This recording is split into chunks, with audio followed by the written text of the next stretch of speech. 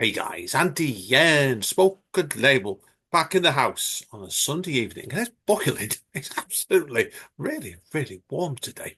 I don't know why. It's just typical England has finally gone into its heat wave. Yeah, and I'm podcasting, it's boiling. But listen, I don't mind. I've got a dear friend with us today. And I have not spoke to this young lady. Ooh. Christina, when was the last time you were on Spoken Label? It's back in its early days, wasn't it? Oh my goodness, yes, I think it's been probably about 7 years or so ago, I maybe a think so. little less. I Yeah, I think so. can't Yeah, but quite remember. it's pre-lockdown. So last time we spoke, I reckon we did it on the thing that's now been discontinued now, would you believe, called Skype. Yeah, I heard about that. Yeah, it's crazy. We're on Zoom now. The quality is so much better.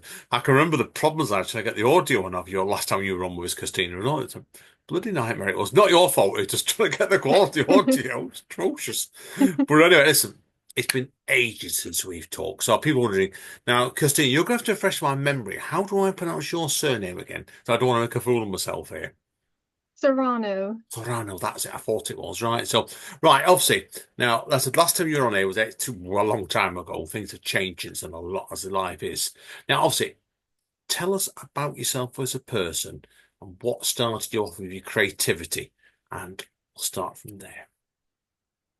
Well, I have started writing since when I was really young. I didn't start writing seriously until I was 15, and then it was like I couldn't stop writing. I wrote novel after novel after novel, and my fourth novel, the one that's going to be re-released shortly, is called Slow Echoes. That was the one that I finally ended up getting published, and that was quite a journey. It's been through three publishers. I'm on my third publisher now, and hopefully third time's a charm, right? Definitely with that one. Now, obviously, because that's what we're going to be focusing on today, is your third book, which has been published this time by Sans Press. Well, fingers crossed for you with this, of course. Now, obviously, before we go into that, I know you had there's something else you want to talk about today as well. 'Cause since the last time we had you on, I know you've been registered with autism now, haven't you, as well? So, and obviously, you'll make people aware of this, like just to encourage and make people aware. It doesn't stop you as being a writer, does it, to become autistic?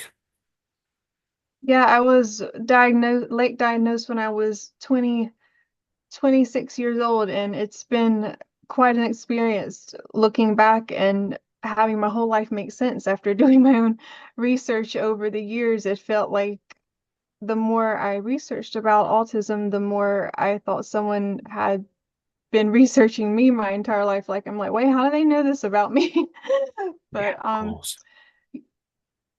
Yeah, yeah, I think it's it's important been to be people aware of it because, like I've told you already, I mentor a couple of young ladies that are autistic, and I know somebody else that's very close to me. I'm not going to say who it is, but they know who they are.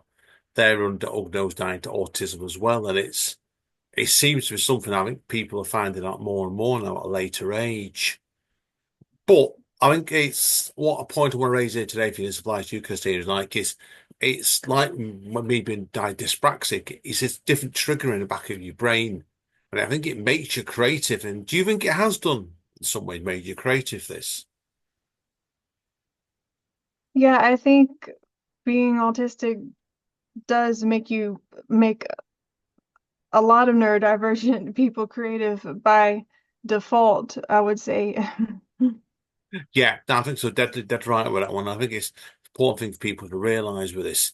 But like I said before, that's not what we're here to talk about today, are we? Now, you've already said, your fourth book, Slow Echoes, is due to get re-released shortly, isn't it? I'm actually made up for you with this one by Sans Press. Now, tell us, obviously, people who don't know then, tell us about the story about what your book's about. Yeah, Sans Press was my last publisher, and Oh, my new publisher oops. is, but no, that's correct. But yeah, they Sans Press has since retired, and my new publisher is She Rises Studios, which will be Apologies. re-released. Apologise, She Rises Studios there. I've completely Oh, misread no my notes worries. there. So, yeah, whoops. Yeah, okay. Now, obviously, then, tell us about, we better go into the book itself because it's a great book, this, because like I say, I really enjoyed this book. So, tell us about then, first of all, obviously, then, what Slow Echoes is about. Yeah, the elevator pitch for kind of a good summary for the whole series because this is my fourth book I wrote when I was like just in a writing frenzy, but this is the first in the Post-World series, and it's about an Egyptian goddess descendant who falls for an ill-reputed boxer with a paranormal secret despite a lot of supernatural challenges trying to keep them apart. So it's a pretty fun, it was a very fun series to write, lots of action, romance, and maybe a few twists and turns. Yeah, now obviously, like you said before, obviously the book was wrote a couple of years ago now by now. And do you look back at that book and you think to yourself, it reflects, I think, you where you were at a different part of your life, really, wasn't it? Oh, definitely. Yeah, I can't like every time I look at it, I can't believe it. I started writing this book 13 years ago and it's still it's still Yeah, with me. So my yeah. characters have been with me for a long time, but Yeah, and people yeah. wondering, you're only about 18 and 19, aren't you, as well? So it's like you wrote it about 4 or 5. I was 20 when I started writing it, yeah. But Yeah, it does. It's a great book. Like I said, it's a really good, fun, action-packed book. This, like, it was like, and I think, like you said, for it, I think it came at a good time in your life when you wrote this. That's why it's great now. The book's getting re-released, I think, straight away for you with it. yeah, yeah, it's definitely like you said, looking back is also strange because I haven't I haven't done as much writing in the present as I used to do, but if I were to ever publish like a fresh series, I think I would lean more toward writing fiction for adults instead of young adult. I don't know if I could ever quite go back in that headspace to write YA books like I used to all the time anymore. Yeah, I think it's worth people knowing, obviously, like, obviously, when you wrote this book originally, you'd graduated, hadn't you, round about this point from Cape Fear Community College with your associate's degree in arts. And obviously, then your creative writing fiction BFA as well, and certificate in publishing as well. So, do you find when that book originally came out, all of this connected around that at the same time for you in hindsight? Yeah, I wrote it. I started writing it right when I graduated UNCW, second my second college I transferred to. Yeah, I thought you did. It shows you sometimes. They say that you look back at the book, it brings a lot of memories back for you, doesn't it? Of the way your life was back at that time. Now, obviously, people see the book. The main character is Selk in the book. Now, where did the inspiration for Selk come from?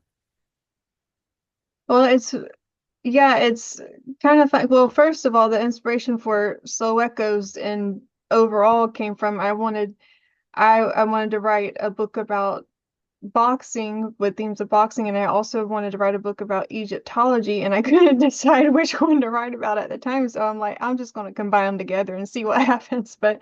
But Selk, yeah, she is an interesting character in relation to like the characters I usually write because I would say she's might be the least like me out of all the characters I've ever written personally. Like I have some things in common with her, maybe stubbornness and determination, but otherwise she is also very different because she's so athletic and I am a bona fide couch potato. So, but No, you're not. You've won 4 marathons, haven't you? So, yeah, I wish, right? But yeah, no, it is fun writing a character who is a little bit different from you in that regards though, because you can vicariously do things that you wouldn't ordinarily. yeah, no, it's true. It's a great character, and Selk really drives the book along with it quite really well. Now, where did the other main character, the love interest, is Whistler. Now, obviously, Whistler. Then, when did you know that Whistler was going to become the second character in the book? Well, I've always wanted to I I always like to incorporate a little bit of kind of not quite forbidden, but a little bit of that forbidden romance aspect. So I wanted a main male character who was, I suppose, a little bit aloof and kind of bad boy image-ish, but not too bad, you know. So that's kind of how Whistler was born, and yeah, I always have to make my stories as romantic as I can while making a million things happen around the central romance at the same time. Yeah, no, I liked Whistler, and it's an obvious one, but he definitely had that feel of a little bit like a young Harrison Ford to me. I think Harrison Ford had been in his 30s or 40s. He'd have been a great choice for you to pick to obviously go and say, Harrison, do you fancy doing this character? I'm sure Whistler would take that as a compliment. Yeah, I'm sure he would as well with that. Like I said, he's great. Really, he adds. There was a good dynamic between the pair of them. I think throughout the book. Anyway, certainly with that. And looking back at the book now, do you think the chemistry between the pair of them is probably what drives the book along, really, isn't it? Yeah, yeah, definitely. I think it keeps correlates well with the plot and keeps things balanced and exciting. And I think they're also a great example of a healthy relationship, you know, supportive, not overpowering, not overbearing, but just very loving and respectful of each other's boundaries and needs. Do you look back at the book now and obviously think yourself like, was there anything in the book when you're reading it? Obviously, now it's about to come out again. You look back at the book, thinking, did anything really surprise you when you wrote the book originally in hindsight? Hmm, surprise. I think I surprised myself when I was writing it actually because it is based on a lot of Egyptology themes, but I did my research and said, okay, how can I take literal history and turn it upside down? So it's kind of I had a lot of fun with that. So it's kind of like history rewritten, you know, because of the paranormal elements and entering an alternate dimension. So I'm like, how can I how can I incorporate Egyptology in a slightly different way? Yeah. Do you look, obviously, like I said, I know you last weekend when you're massive fan of Egyptology itself. And did you have to do a lot of research in the preparation for this book? I like I'm not an expert or anything. I did enough research to be able to write the themes and write about the places that I wanted to mention. But mainly I've always loved anything ending in ology. Like I've always been fascinated, like Egyptology, archaeology. I took some geology in college, and yeah, it was just really fun to just explore, you know, ancient history that's always been so fascinating. Yeah. No, I agree with you completely with that. Is there out of interest? Obviously, I'm just generally talking here. Is there any sort of if you can move them? I know there's other books potentially on the way with this, and I don't want to give too much away here with that. But is there any sort of world you'd like to move these characters into you haven't explored yet? Say, for example, would you like to put them into a Western? That's Or that's an interesting idea. Yeah, well, I started right. There's supposed to be four books in the series. The first three are complete, and the book two and book three will most likely be re-released sometime after the first book. But I started writing the fourth book and haven't finished it yet, and I'm not quite sure how like where I want the ending to go, but it's funny you mentioned that because well, without giving too much away, there probably will be opportunities to explore other landscapes aside from Egyptian history, yeah, but no, makes we'll just have sense. to see. Yeah, well, we'll keep our fingers crossed for that, definitely.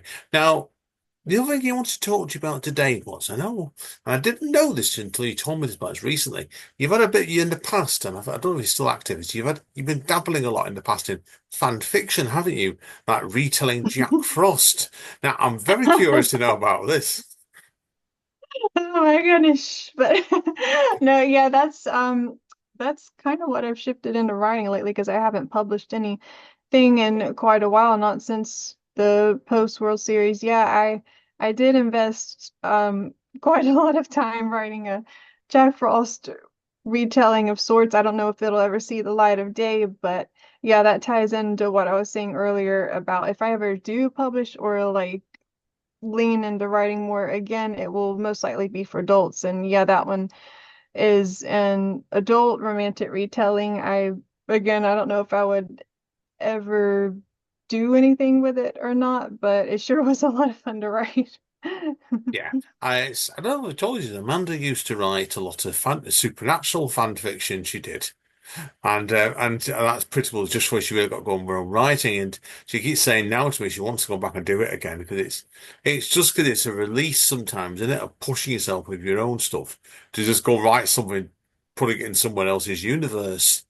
So I think it's a great idea, really do. So keep it, bring the novel out to that one, even if it's only on one of the fan fiction forums yourself anyway. So definitely with that. Now, obviously, I don't. Uh, when is this book out then? First of all, people are interested.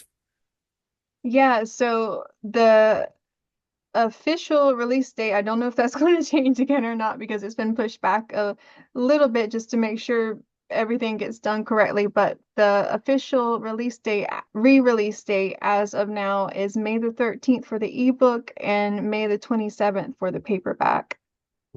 Fingers crossed to you for both of them, definitely, Kirstina, definitely with that. So Mhm. now, obviously, we're going to get you to read a few bits out for us in the second half because I want to hear you really let rip on this. You've got time for it today.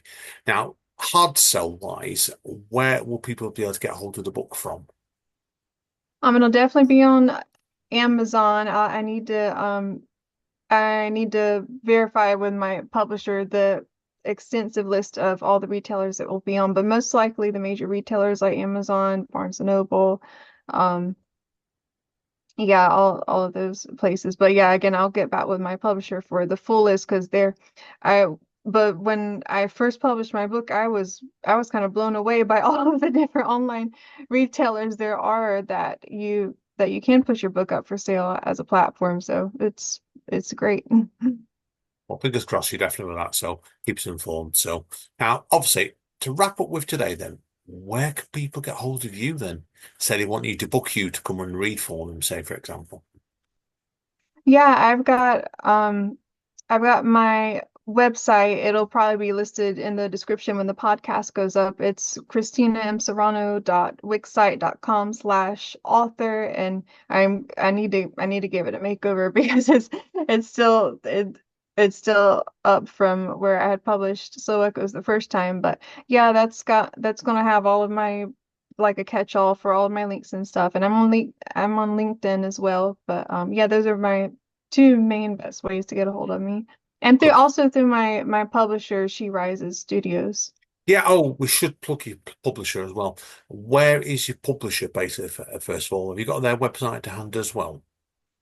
Yeah, I can give you their website to post as a link when the podcast goes out. Yeah, they are based in LA, United States. Cool. Well, good luck with the book, definitely with that. So, okay, we will. That's it, guys and girls. Yes, only a very short podcast. We're going to get Christine to read out half of a novel in the second half of this podcast now. She doesn't know that yet, but she's going to read about 100 pages for us. So yeah, no, but seriously, it's been a pleasure, Christina. Seriously, like I said, it was like, hey. You caught me out when you were messaging me the other day 'cause I wasn't expecting this one, but it's great to speak to you. We're not spoken, we've not spoken for years. It's a pleasure. So keep us informed when the next book's out. Definitely with that. So hopefully we'll get to hear of book four coming out. Fingers crossed. Right. Fingers crossed for again. Thank you so much for having me back on. It's always so nice to talk to you and catch up. Yeah, indeed. So, like I said, everybody, we were back in two shakes of the ice anyway, as normal. So, thank you today for Christina. And Christina will be reading out a little bit of the book for us in the second half. And yes, we will be doing TikTok. We'll come on to that shortly. Thank you, Christina. Okay, folks. Yeah, that's it for part one of today. As Don Callis over at AEWS says, stay safe, stay up, and we will see you all in two shakes. Oops, it's the wrong button then. Two shakes of the dice.